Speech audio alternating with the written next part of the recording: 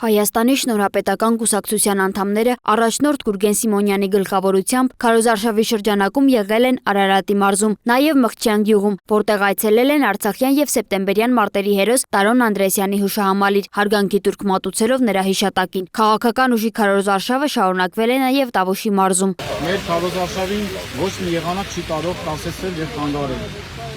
Մի խոսքով, առաջ Աստված գնում ենք հաղթելու։ Կուսակցությունն ընտրություններին մասնակցում է քվեաթերթիկի 4-րդ համարով։ Կուսակցության հիմնադիր նախագահը հայտարարել է, որ Հայաստանը կանգնած է պետական ընտրության առաջ, իսկ պետության կառավարումը պահանջում է ճշգրիտ հաշվարկ եւ մասնագիտական մոտեցում։ Պետությունը ոչ թե կարգախոս է,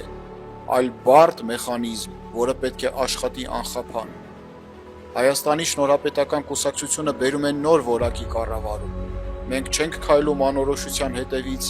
մենք նախագծում ենք ապագան, հիմնվելով ազգային արժեհամակարգի վրա։ Գուրգեն Սիմոնյանը հայտարարել է, որ Հայաստանի արտաքին քաղաքականությունը պետք է լինի նպատակային, իրատեսական եւ պրագմատիկ։ Նրա խոսքով Հայաստանը պետք է դուրս գա անարդյունավետ ռազմաքաղաքական եւ տնտեսական դաշինքներից, ԱՊՀ-ից, ԵԱՏՄ-ից եւ ՀԱՊԿ-ից ու հարաբերությունները ռազմավարական մակարդակի հասցնի Եվրոպական միության երկրների եւ Ամերիկայի Միացյալ Նահանգների հետ։ Թուրքիայի հետ Սիմոնյանը հնարավոր է համարում բարիդրացիական հարաբերությունների ձևավորումը, սակայն շեշտում է, որ հայոց ցեղասպանության միջազգային ճանաչման հարցը չպետք է դուրս մղվի արտաքին քաղաքական նորակարգից։ Ադրբեջանի հետ ըստ նրա պետք է հասնել հավասարակշռված խաղաղության, հաշվի առնելով Հայաստանի ռազմաքաղաքական շահերը։ Սոնա Գիշյան, Free News, Ազատ լուրեր։